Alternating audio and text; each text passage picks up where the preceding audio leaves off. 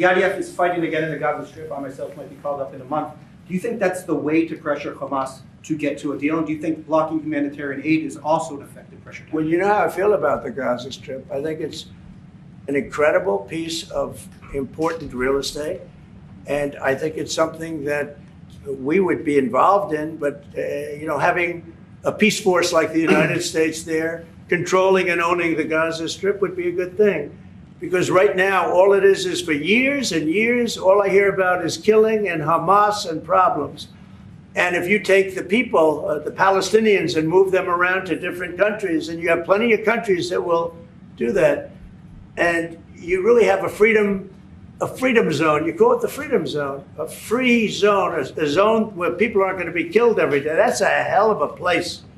It's you know what I call it, a great location that nobody wants to live in, because they really don't. And when they have good living, real living, where Hamas and all of the problems they have, the level of death on the Gaza Strip is just incredible. And I've said it. I don't understand why Israel ever gave it up. Israel owned it. It wasn't this man, so I can say it. He wouldn't have given it up. I know him very well. There's no way. They took oceanfront property and they gave it to people for peace. How did that work out? Not good. Is the immigration, Mr. President, is the immigration plan still on the agenda? Which immigration? From Gaza. From Gaza. All it is a concept that I had that I think is good, and now people are copying it. Maybe do you want to tell? People are talking about the Trump plan. Gee, why don't we do that? Would you like to answer that question? I think what the president talked about is, first of all, to give people a choice. Gazans were closed in. And any other place, including in arenas of battle, I mean, whether it's Ukraine or Syria or any other place, people could leave. Gaza was the only place where they locked them in. We didn't lock them in. They're locked in. And what is wrong with giving people a choice? Now, we've been talking, including over lunch, about some countries, I won't go into them right now, that are saying, if Gazans want to leave, we want to take them in. And I think this is the right thing to do.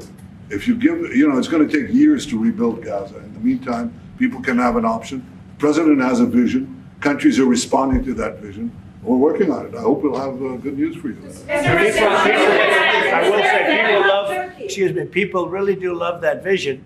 It's a long-term vision, but so importantly is to have that be a safe field, because you're right smack in the middle of the Middle East. You're right along Israel. It should have never, ever been given away. It shouldn't have been given away by Israel.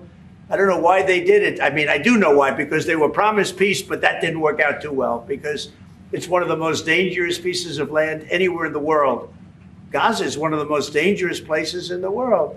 So they gave it away for a good intention, and it didn't work out that way. And a lot of people like my concept, but there are other concepts that I like too.